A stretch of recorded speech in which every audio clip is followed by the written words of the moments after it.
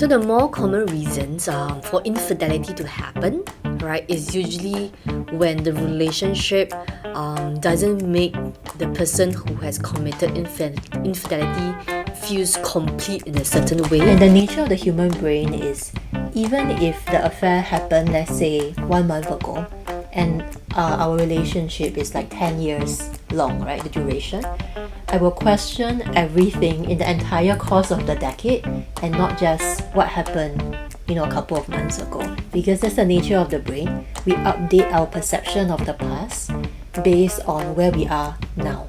But the good news is that when after the discovery of the infidelity will not be the same as before. Social scientists have actually discovered that we are wired for connection.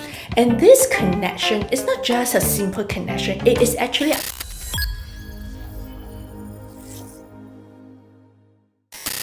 Infidelity shakes the very core of trust in relationship. It is more than just a singular act. It's an expression of something deeper. It's an expression of disconnection, unmet needs, personal or relational dynamics that have gone unaddressed for a sustained period of time. Today, we are going to look at infidelity not just as a singular event, but as a complex emotional landscape that involves understanding its causes, impacts, and possibility of healings for both parties.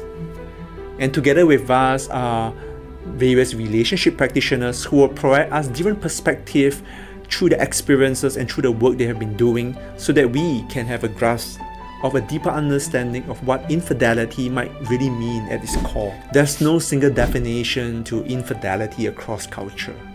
What one couple considers as an act of betrayal might be acceptable to another. The boundaries are fluid and it really depends on what both parties agree upon in a relationship. Sometimes these boundaries are left blurred or undefined, and the risk of infidelity grows. As we begin, I would like to invite you and your partner to think about how both of you define infidelity to be. Does your definition align with theirs? Okay, so infidelity is really subjective. It's not my definition, but it's a definition of the couple, or definition that a person in a relationship can perceive.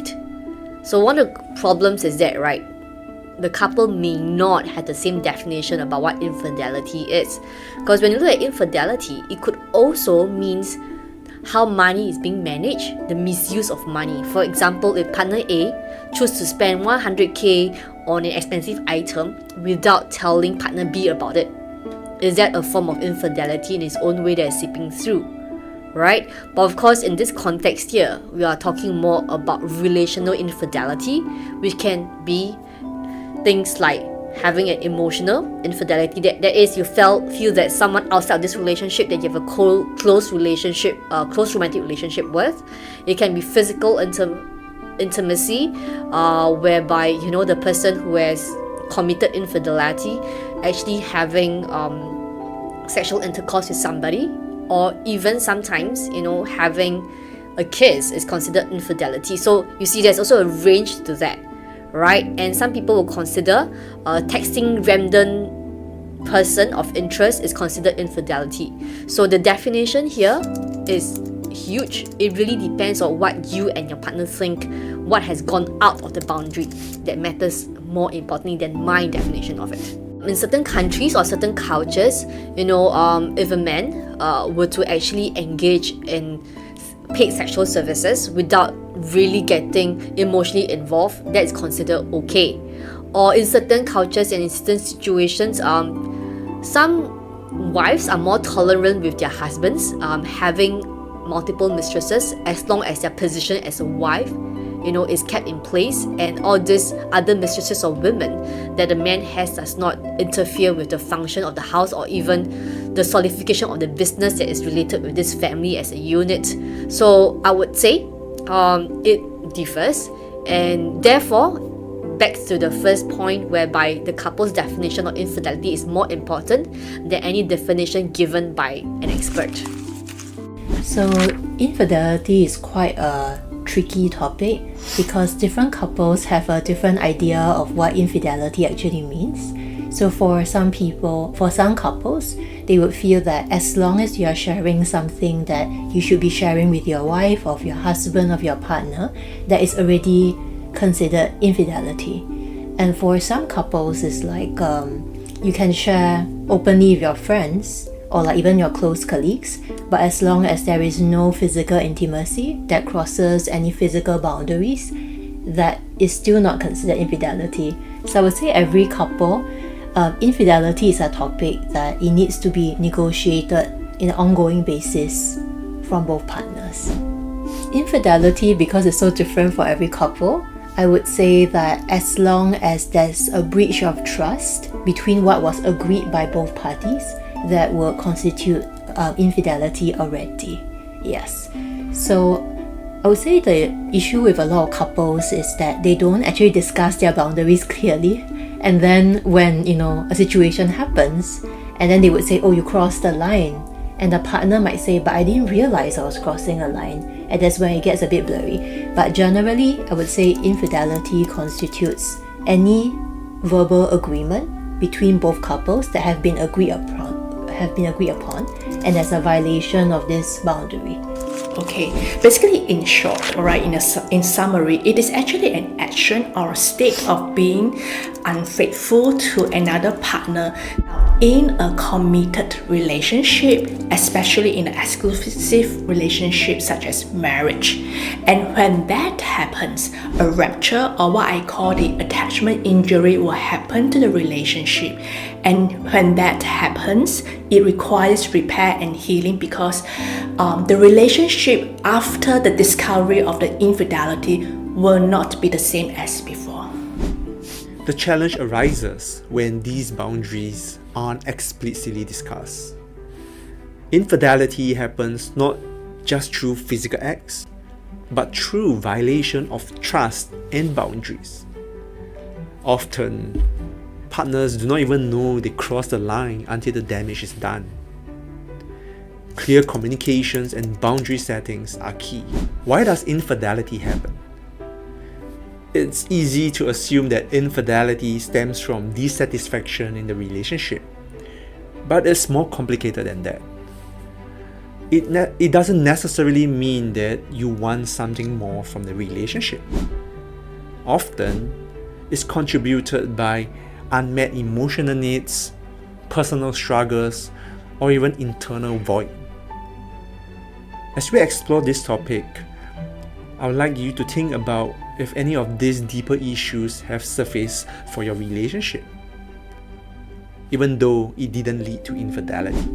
I think usually what happens that I see most often is that certain couples have known each other for quite a long time, and because of that, they kind of take for granted each other's lives. And after a while, like the children get in the way, and then they have their own careers, and life gets really busy. So what happens afterwards is a couple tends to have parallel lives where they live together, but they don't really talk to each other about what's going on in their life so much. And as a result, for some people, they might find out from their friends that, oh, that I saw your husband or I saw your wife like talking with some guy or some lady that is not you, like I saw them outside. And then sometimes that leads to a confrontation.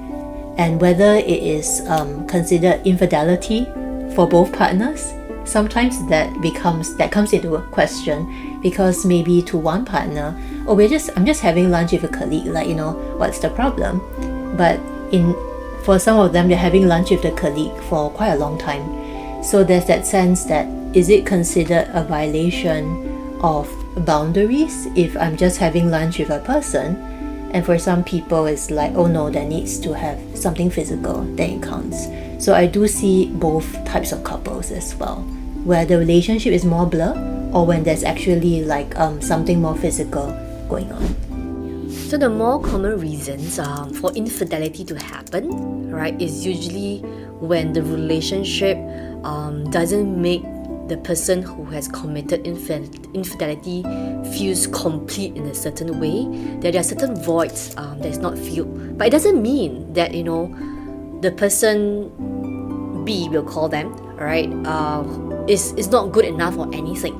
It's just simply based on person A, the way their characters, their upbringing, the certain experience that they have, is not able to find a completion through this relationship with partner B. So more often than not, it's not always partners B's fault that way. So let me give you a more concrete example. So there was this gentleman that I work with who has committed infidelity on a number of occasions, and as we delve deeper into it, his wife is perfect. She runs the household, she manages the children really well. The children are really doing very well in school, and they have great sex together. They have time when they communicate a lot. The relationship looks perfect on the outside, right? Or so everyone thought, including the wife. Right, but deep-seated right down, in this gentleman, what he has is a deep sense of feeling inadequate. Right, he feels that no matter how good or how awesome he is on the outside, he has a great career, he's doing well in his work, he gets acknowledged, he gets promoted, but all this, was not able to handle that deep-seated inadequacy that he has. So through the different women that he meets, it makes him feel that he is good enough, he is being filled, his void is being temporarily occupied, and it makes him feel more like a man. Right, and that was the main cause of his infidelity rather than the relationship factors itself. So then through the work that we do, we get to see how this inadequacy of him is void. We have techniques and strategies where we learn how that he can heal from his own void so that he can now build a more meaningful relationship with his wife who decided to forgive him, right? Okay, the reasons are not so straightforward. So let me actually, go back to the origin of the human needs, because we need to go there to explore how we are wired, and that will also explain why people will put everything on the hold just to pursue infidelity or a relationship outside a committed relationship. So, it's like social scientists have actually discovered that we are wired for connection. And this connection is not just a simple connection, it is actually our survival instinct, just like oxygen and water. The reason why this connection is our survival instinct, because it is through connection that we seek safety and comfort. And this is crucial to our survival. Now, when we are distressed, we are wired to turn to somebody for support or comfort or even security. Now, there are times that we can't, and that's why we hear of individuals who indulge in, let's say, watching TV for long hours, or eating, or maybe over-exercising just to get that comfort. Now, in other cases, we also have heard of people going into pornography, one-night stands with different partners, and that of course hurt the relationships. Now, from the marriage counseling point of view, one of the areas that I am very much concerned is when individuals turn to other partners, and when that connections has established and bonded, that becomes an extramarital affair, especially when it happens outside a relationship. Now, that becomes more complicated because a new connection is formed outside the marriage, which means that this particular individual has actually found a new pillar for support. Now that with this new pillar for support, he or she will know that if I'm distressed, if I need any connection, automatically, instinctively, I will turn to this person for that connection. And this individual, it's like he or she will fight to ensure that this connection will still be there. And this is where the complications starts, because it's like for he or she to break this connection, to come back to the original marriage or the relationship, it's going to be very much complicated, and it can take a long time. Infidelity, as we heard, often arises not just because about the relationship, but because of the individual's emotional void or insecurities. Sometimes, It is not so much about a partner, but more about a person's need for validation, compensation of inadequacy, or simply connection. Infidelity impacts not only the betrayed, it affects both individuals deeply, often in ways that are invisible to the outside world.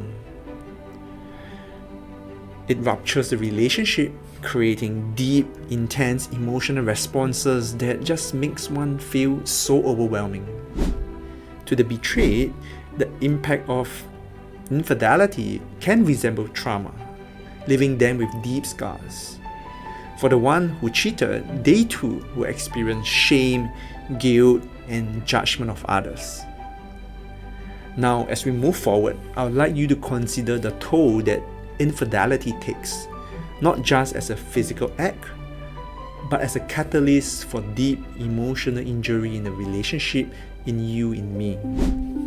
So infidelity can have a great impact on the person who is betrayed, because it is as though it's a traumatic event. Like this person whom you have believed, you have trusted, you have entrusted your life and love with, suddenly comes and tells you that you're not the only person he or she loves, alright, or they don't love you anymore. So it can be very devastating, especially you put in years of effort to grow this relationship or even a family unit together.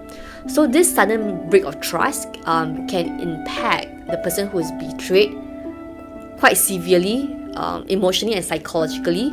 A number of my clients who come to me actually show symptoms of a post-traumatic stress disorder, i.e. they find themselves constantly breaking down into tears, meltdowns for no reasons. The evidence that they found of their partners cheating keep coming as a flashback. They have nightmares. They find themselves a lot less functional at work. Because based on all these symptoms, they pretty much fall under the post-traumatic stress disorder criteria. Okay, so infidelity can cause a relationship to break down.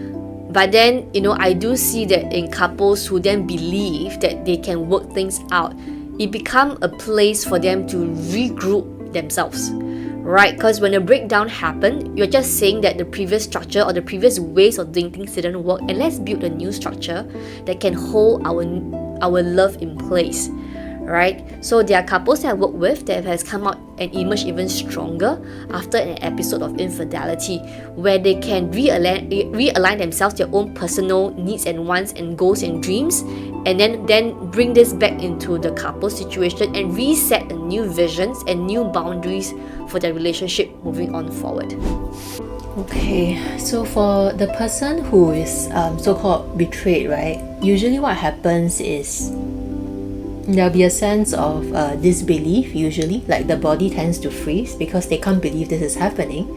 My very comfortable, or at least very predictable life has been thrown like this really big curveball, right? So there's a sense that my entire reality is kind of falling apart in this moment. So the way the human brain is designed is that it tends to hold on to things that are painful because it provides us with survival value. It's like you need to pay attention to this thing because, in this moment when this thing happened, I feel like my world is falling apart. So this has a very high survival value. So it's a tendency to hold on to it. And sometimes for many parties, it creates trauma as well in the long term. It's like, can I trust you? Can I trust myself and my own ability to assess people in my life? How do I know who is trustworthy and who is not? I can't even trust my own judgment. So sometimes that creates that sense, my sense of perception I cannot trust, my sense of reality is falling apart.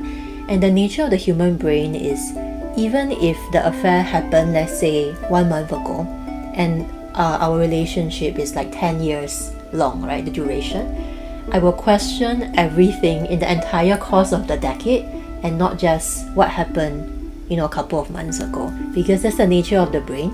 We update our perception of the past based on where we are now. But the good news is that when couples are able to heal from an affair of infidelity, they can look back in the past and be like, oh, this looks like a difficult time, was a bump in the road, but look where we are now. So there's that sense that yes, I can look back and, oh my god, the 10 years was a disaster, I can't trust this person at all. Or I can work with my partner and look back, wow, that was a really dark time, but we managed to pull through together. And that is also possible. An infidelity happens, a rupture or attachment injury has happened, and unfortunately, the relationship after the discovery of the infidelity has changed. Now, when an affair or infidelity is being revealed, it definitely triggers a lot of powerful emotions for both partners. And this is the part that I may want to just maybe turn my focus on what I call the injured or the betrayed partner. The unknowingly, the betrayed or the injured partner actually will experience symptoms of what I call betrayal trauma. So how it manifests, it will look something like, this person will actually experience a lot of flashbacks, anxiety, depression. And sometimes this person will pursue what I call the offending partner for questions and details, and will go into this interrogation. So while many people outside the relationship or even the offending partner will think that the injured partner is being unreasonable, what they do not know is actually these are just symptoms of this betrayal trauma the betrayed partner is experiencing. Alright, that's because the betrayed partner has actually been traumatized by the betrayal of the trust and the loss of the emotional safety. On the other hand, the offending partner, that commit the infidelity or the affair may also not be a good place. He or she will be subject to ostracism and also judgment, and also fear that they will never be forgiven. And that's why both the offending and the injured partners, they have to go through a lot of emotional turmoil, especially aftermath of the discovery. And one thing is the impact will also have a tremendous, consequences on the relationship. Trust is broken, and of course both the partners are hurt in this process, and the relationship will no longer be the same as before. But having said that, I just want to highlight that if the two partners or the couple is determined to work and restore this relationship, the new relationship after the discovery of the affair will be much, much better than the old relationship before the affair or the infidelity. The emotional fallout is significant for both partners. For the betrayed, it is a devastating wound. For the one who cheated, guilt and shame often follow. Now, the question remains for the couple is, how do they deal with this breach of trust? Can they move on? Or does the relationship end here? Despite the devastation caused by infidelity, some couples choose to heal. Now, healing is neither quick nor fast, but for those who are willing to confront the pain, the possibility of rebuilding something stronger exists. It requires openness to vulnerability, honest communication, and the acknowledgement that the relationship as it once was is gone.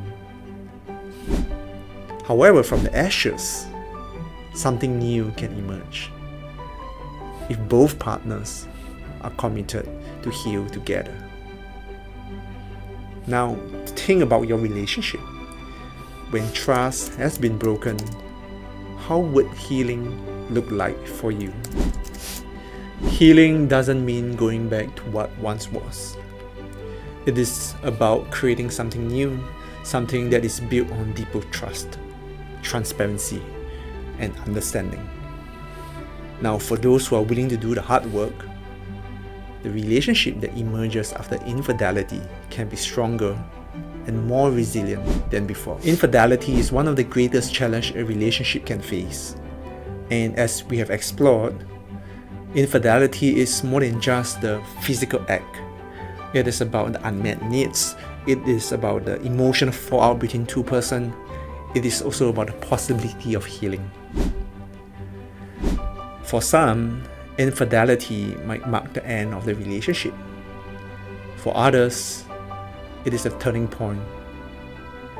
Nonetheless, this experience offers us an opportunity to reflect and grow. I hope that through today's video, you're able to get some insights not only about infidelity, but also into the nature of relationship and what it means to truly rebuild trust. I thank you for being here, and I hope you're able to take today's conversation and consider how it might apply to your life as well.